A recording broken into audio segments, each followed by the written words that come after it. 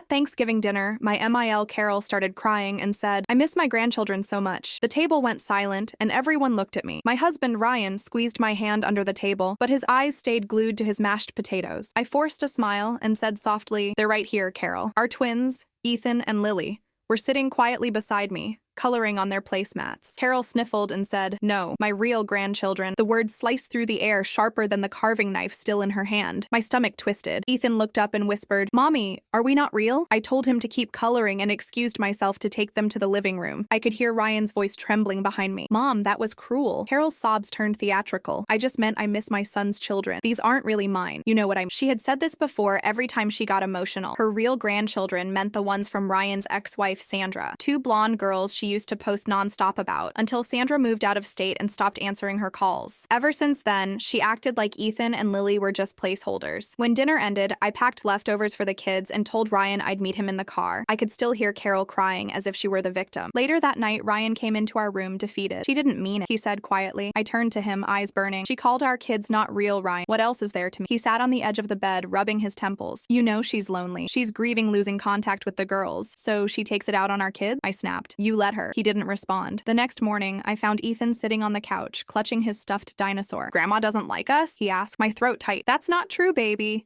She's just sad sometimes." But he looked away, already doubting it. A week later, Carol called, saying she wanted to apologize. Against my better judgment, we drove over. She greeted us with cookies and hugs, acting overly cheerful. Then, halfway through our visit, she looked at me and said, "You have to understand, dear. It's hard to love children that aren't your blood." My heart stopped. Ryan finally stood up and said, "Mom, stop. They are my children. You either treat them like that or you don't see them again." Carol froze. "You'd really cut me off? If it means protecting my family?" "Yes." That night, as we drove home, Ethan asked from the backseat, "Did Grandma mean it this time?" Ryan's eyes met mine in the mirror, full of regret. "Yeah, buddy, she did." We didn't visit Carol for Christmas that year. She sent cards labeled "To the Kids," with no names. I threw them away before the twins could see. Months later, when Ethan made a family tree for school, he drew Grandma Carol in pencil, then erased her. A year passed before we heard from her again. One afternoon, a letter arrived. Inside was a shaky apology written on floral stationery. She said she'd started therapy, that she realized love wasn't defined by DNA, and that she wanted another chance. I stared at it for a long time. Ryan wanted to forgive her,